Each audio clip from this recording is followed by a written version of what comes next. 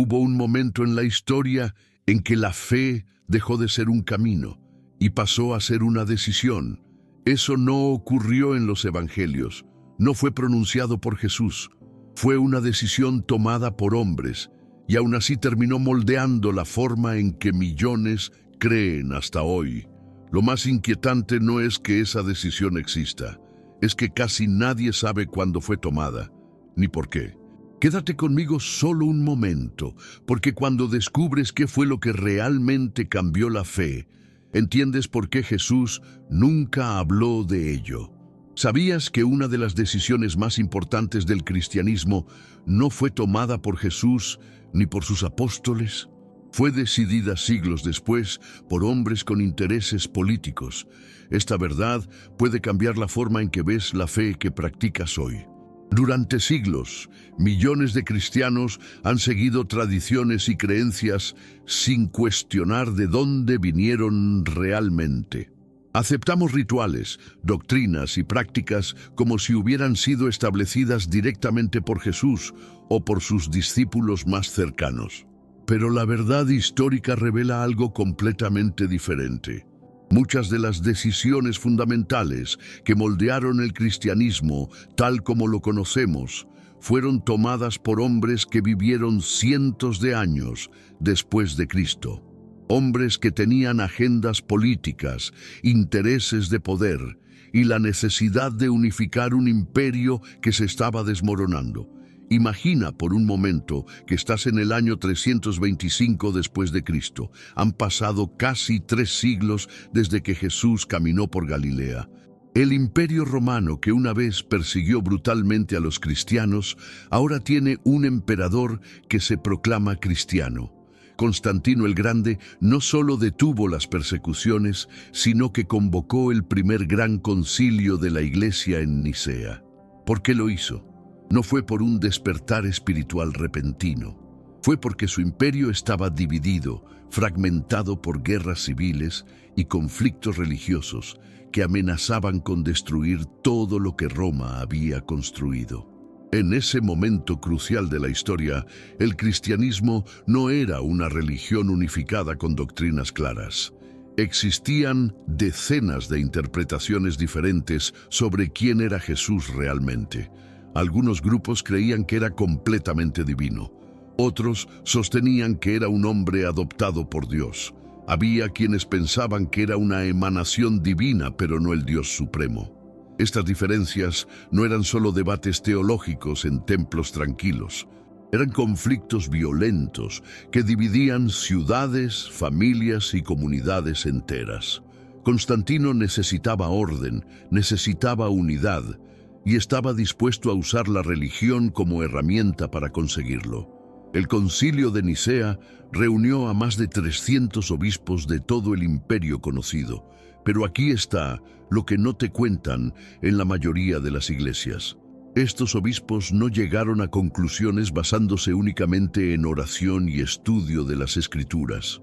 Llegaron bajo la presión política del emperador, quien presidió personalmente muchas de las sesiones.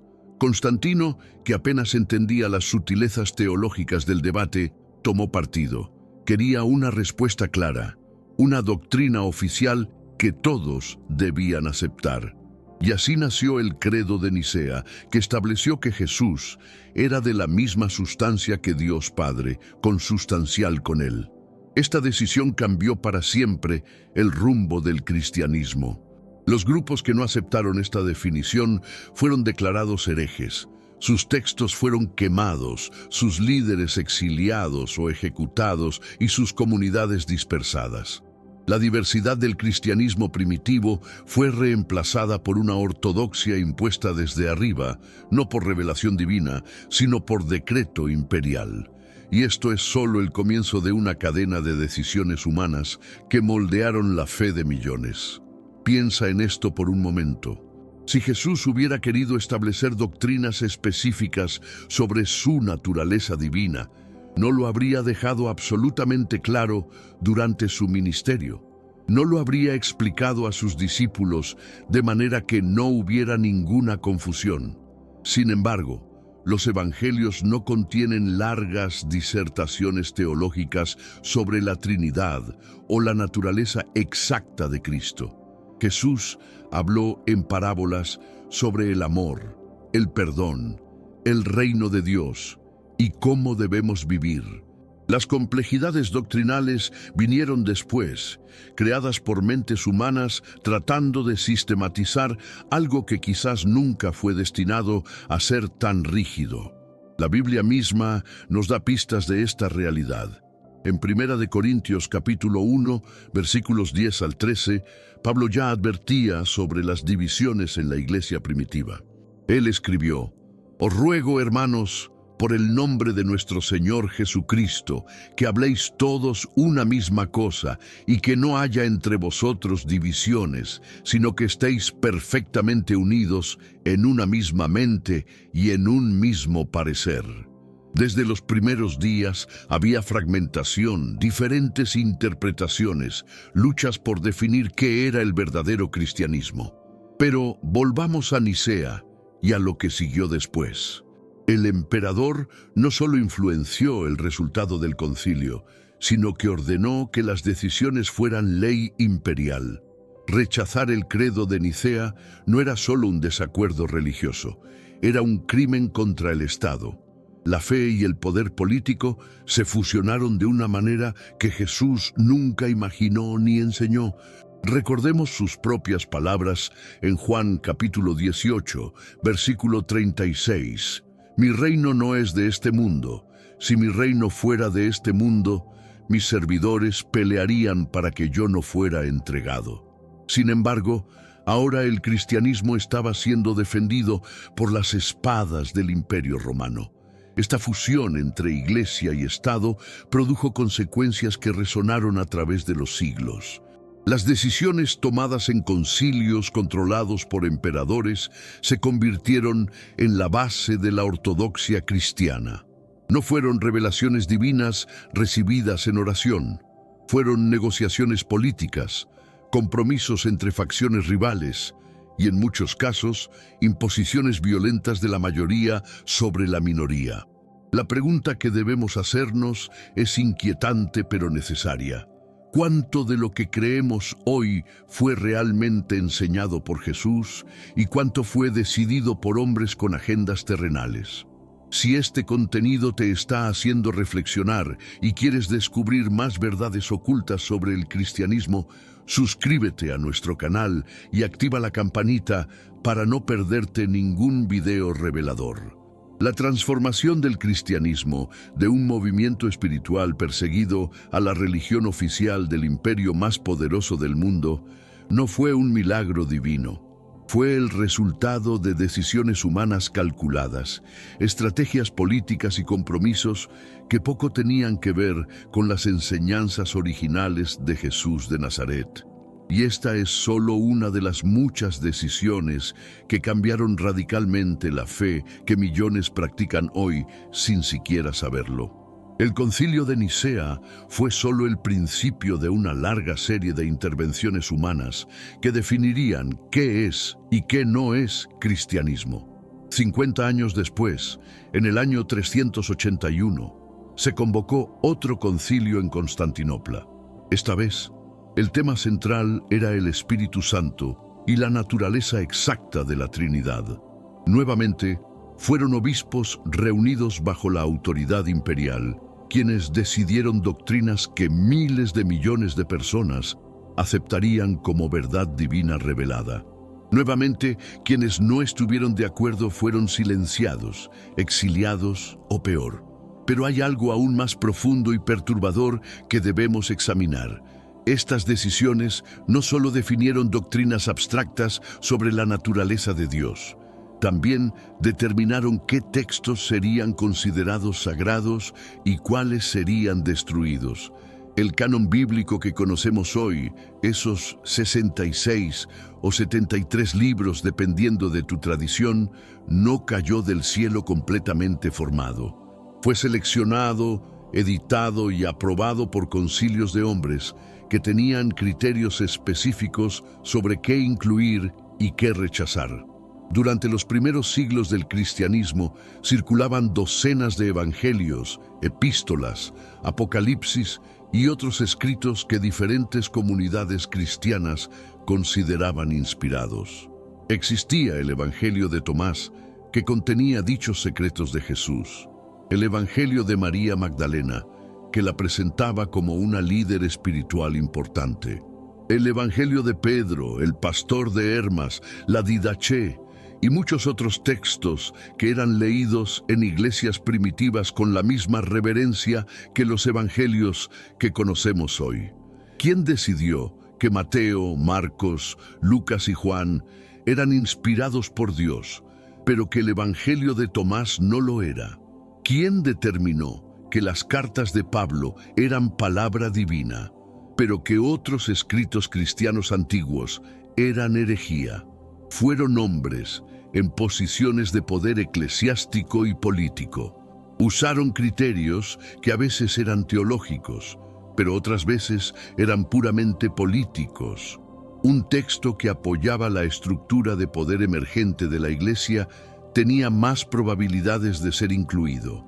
Un texto que cuestionaba esa estructura o presentaba una visión diferente de Jesús era descartado como falso o peligroso. El Concilio de Roma en el año 382, bajo el Papa Dámaso, fue uno de los primeros en crear una lista oficial de libros aceptados. Pero incluso después de eso, el debate continuó durante décadas. No fue hasta los concilios de Hipona en el año 393 y Cartago en el 397 que se consolidó el canon del Nuevo Testamento que conocemos hoy. Y aún así, diferentes ramas del cristianismo mantienen cánones ligeramente diferentes hasta el día de hoy. Piensa en la ironía de esto. Millones de cristianos creen que la Biblia es la palabra inerrante de Dios, entregada directamente del cielo. Pero la realidad histórica es que un grupo de obispos en el norte de África, influenciados por las políticas de su tiempo, decidieron qué libros compondrían esa Biblia. Los textos que no encajaban con su visión teológica fueron eliminados, escondidos o destruidos. Durante más de 1500 años, la mayoría de los cristianos ni siquiera sabían que estos otros evangelios y escritos existían. Solo con los descubrimientos arqueológicos modernos, como los manuscritos de Nag Hammadi en 1945, comenzamos a recuperar estas voces perdidas del cristianismo primitivo. Segunda de Timoteo, capítulo 3, versículo 16, nos dice: «Toda la Escritura es inspirada por Dios, y útil para enseñar, para redarguir, para corregir, para instruir en justicia». Pero cuando Pablo escribió estas palabras, ¿a qué Escritura se refería? No existía un Nuevo Testamento compilado. Probablemente hablaba de las Escrituras hebreas, el Antiguo Testamento. La idea de que sus propias cartas serían algún día consideradas Escritura Santa probablemente nunca cruzó por su mente. Fueron generaciones posteriores quienes elevaron estos escritos al estatus de palabra divina infalible. Y aquí llegamos a otra decisión crucial que cambió el cristianismo para siempre. La decisión de establecer una jerarquía eclesiástica centralizada con el obispo de Roma, el Papa, como cabeza suprema de toda la Iglesia. Esta estructura no fue instituida por Jesús. En los evangelios vemos a Jesús estableciendo una comunidad de iguales, donde el más grande es el que sirve. En Mateo capítulo 20, versículos 25 al 28, Jesús les dice a sus discípulos: «Sabéis que los gobernantes de las naciones se enseñorean de ellas, y los que son grandes ejercen sobre ellas potestad. Mas entre vosotros no será así, sino que el que quiera hacerse grande entre vosotros será vuestro servidor». Sin embargo, para el siglo IV, la Iglesia había desarrollado una jerarquía rígida que se asemejaba más a la estructura del Imperio Romano que a la comunidad igualitaria que Jesús imaginó. Había obispos con autoridad sobre regiones enteras, arzobispos sobre áreas aún más grandes y eventualmente un patriarca supremo en Roma que reclamaba autoridad universal sobre todos los cristianos. Esta estructura permitió un control efectivo sobre las doctrinas y prácticas, pero también abrió la puerta a la corrupción, el abuso de poder y la desviación de las enseñanzas originales de Cristo. La justificación para esta centralización de poder vino de una interpretación particular de Mateo, capítulo 16, versículos 18 y 19, donde Jesús le dice a Pedro: «Tú eres Pedro, y sobre esta roca edificaré mi iglesia, y las puertas del Hades no prevalecerán contra ella. Y a ti te daré las llaves del reino de los cielos». Los obispos de Roma afirmaban ser sucesores directos de Pedro y por lo tanto herederos de esta autoridad especial. Pero esta interpretación fue debatida incluso en la iglesia primitiva. Muchos padres de la iglesia creían que la roca sobre la cual Cristo edificaría su iglesia era la fe confesada por Pedro, no Pedro mismo como persona. Lo fascinante y perturbador es que no hay evidencia histórica sólida de que Pedro haya sido obispo de Roma o que haya establecido una sucesión apostólica formal. Esta tradición se desarrolló gradualmente a lo largo de los siglos, convirtiéndose en doctrina oficial solo después de que sirviera a los intereses políticos de consolidar el poder eclesiástico. Una vez más, vemos cómo decisiones humanas, motivadas tanto por consideraciones espirituales como políticas, moldearon aspectos fundamentales del cristianismo que millones aceptan sin cuestionamiento. Cada una de estas decisiones, desde la definición de la Trinidad hasta la selección del canon bíblico y el establecimiento de la jerarquía papal, fue presentada a los fieles como la única verdad posible, como si hubiera sido directamente revelada por Dios desde el principio. Pero la historia nos cuenta una narrativa diferente. Nos muestra debates acalorados, luchas de poder, compromisos políticos y a menudo la supresión violenta de voces disidentes. La pregunta que resuena cada vez más fuerte es: ¿estamos siguiendo a Jesús o estamos siguiendo tradiciones creadas por hombres que vinieron siglos después de él? A medida que avanzamos en la historia, encontramos más y más decisiones que alejaron al cristianismo de sus raíces originales. Una de las más significativas ocurrió en el año 1054, cuando la Iglesia se dividió formalmente en dos ramas: la católica romana en Occidente y la ortodoxa en Oriente. ¿La causa? No fue un desacuerdo sobre las enseñanzas fundamentales de Jesús. Fue una disputa sobre si el Espíritu Santo procedía solo del Padre o del Padre y del Hijo, una palabra latina llamada filioque que se agregó al credo sin el consenso de toda la Iglesia. También había conflictos sobre quién tenía la autoridad suprema, el Papa en Roma o los patriarcas orientales. Imagina que dos grupos de cristianos que durante siglos habían adorado al mismo Dios y seguido al mismo Cristo, se excomulgaron mutuamente por desacuerdos teológicos tan sutiles que la mayoría de los fieles ni siquiera los comprendían. Esta división, conocida como el Gran Cisma, creó dos cristianismos paralelos que aún hoy permanecen separados. Familias fueron divididas, comunidades fragmentadas, y todo por decisiones tomadas por líderes eclesiásticos más preocupados por su autoridad terrenal que por la unidad que Jesús rogó en sus últimas horas. En Juan capítulo 17, versículos 20 y 21, Jesús oró: «Mas no ruego solamente por estos, sino también por los que han de creer en mí por la palabra de ellos, para que todos sean uno, como tú, oh Padre, en mí y yo en ti, que también ellos sean uno en nosotros, para que el mundo crea que tú me enviaste». La oración más profunda de Cristo antes de su crucifixión fue por la unidad de sus seguidores. Sin embargo, la historia del cristianismo es una historia de divisiones constantes. la mayoría causadas no por diferencias en cómo amar al prójimo o servir a los pobres, sino por disputas doctrinales y luchas de poder. Avancemos ahora al siglo XVI, a la Reforma Protestante.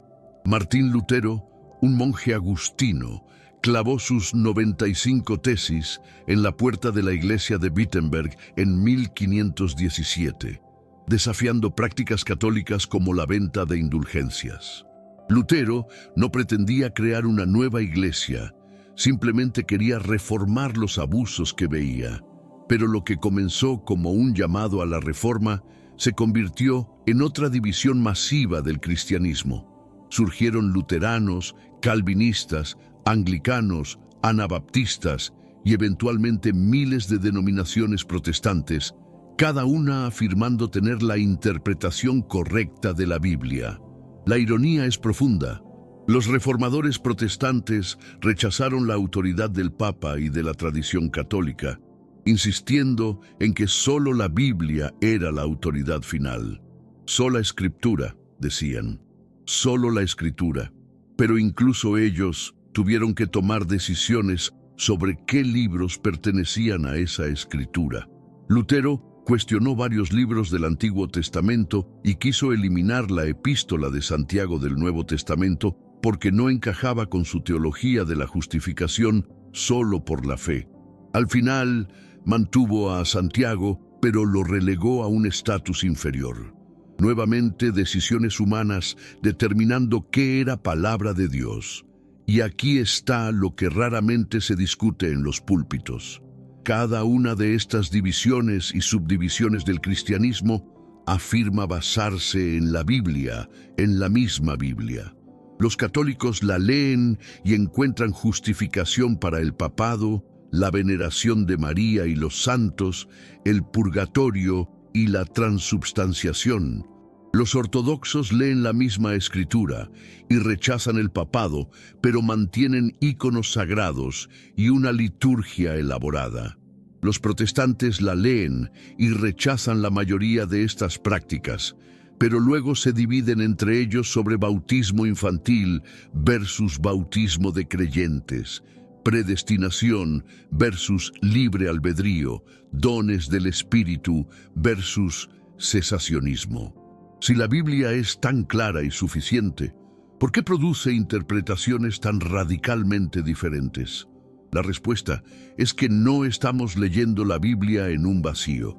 La leemos a través de lentes creadas por siglos de tradición, decisiones conciliares, influencias culturales y, seamos honestos, nuestros propios prejuicios y preferencias.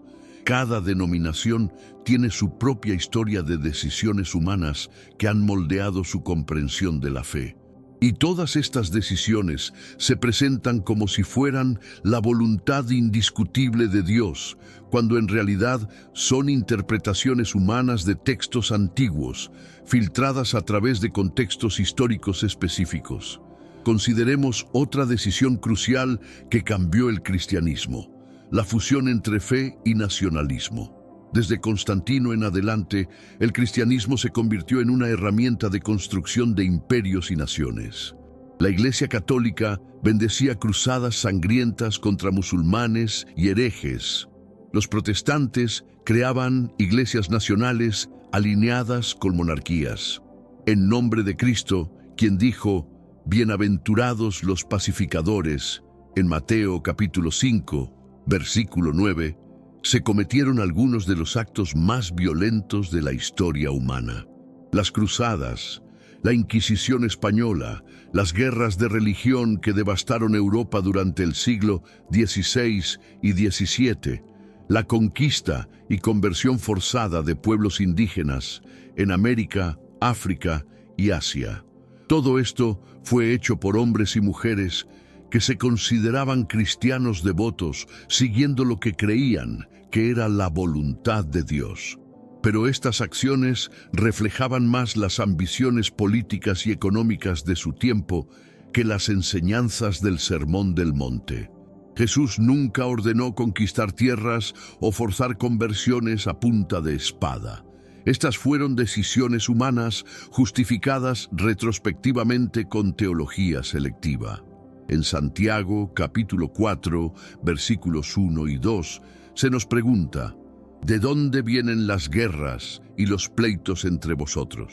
¿No es de vuestras pasiones las cuales combaten en vuestros miembros? Codiciáis y no tenéis, matáis y ardéis de envidia y no podéis alcanzar. Esta descripción de conflictos impulsados por la codicia y el deseo de poder describe perfectamente gran parte de la historia del cristianismo institucional. No fue el Espíritu Santo guiando estas decisiones, fue la carne, los deseos humanos de riqueza, poder y control. Pero hay esperanza en medio de esta historia complicada y a menudo oscura. A lo largo de los siglos, siempre han existido voces que llamaban a regresar a las enseñanzas simples y radicales de Jesús. Monjes y monjas que vivían en pobreza voluntaria y servicio, reformadores que desafiaban la corrupción eclesiástica, místicos que buscaban una relación directa con Dios sin intermediarios humanos, activistas que aplicaban el mensaje de Jesús sobre justicia y amor al prójimo a las injusticias de su tiempo.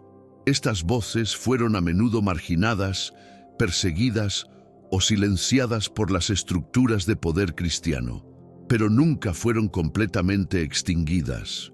La verdad que debe quedarnos clara es esta: el cristianismo como lo conocemos hoy es el resultado de 2000 años de decisiones humanas, algunas inspiradas espiritualmente, muchas otras motivadas por consideraciones políticas, culturales y económicas. Reconocer esto no significa abandonar la fe.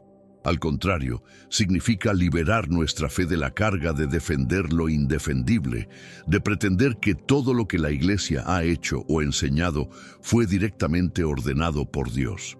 Significa tener la valentía de distinguir entre las enseñanzas eternas de Jesús y las tradiciones creadas por hombres. Hemos recorrido juntos un camino revelador a través de la historia del cristianismo. Hemos visto cómo decisiones humanas, no mandatos divinos, moldearon la fe que millones practican hoy. Desde los concilios imperiales hasta las divisiones denominacionales, desde la selección del canon bíblico hasta la fusión con el poder político, cada paso fue dado por hombres y mujeres con sus propias limitaciones, agendas y contextos históricos. Esto no destruye la fe auténtica, la libera. Nos permite acercarnos a las enseñanzas de Jesús con ojos frescos, sin la carga de defender tradiciones que nunca vinieron de Él. Nos invita a preguntarnos constantemente: ¿estoy siguiendo a Cristo o simplemente repitiendo lo que me enseñaron sin cuestionar?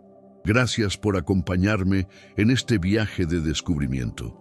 Si este video te hizo reflexionar y quieres seguir explorando las verdades ocultas del cristianismo, te invito a suscribirte a nuestro canal, activar la campanita de notificaciones, dejar tu like y compartir tus pensamientos en los comentarios. Tu búsqueda de verdad espiritual merece respuestas honestas. No te vayas todavía. Continúa viendo los próximos videos que aparecerán en tu pantalla, donde seguiremos revelando los misterios que transformarán tu comprensión de la fe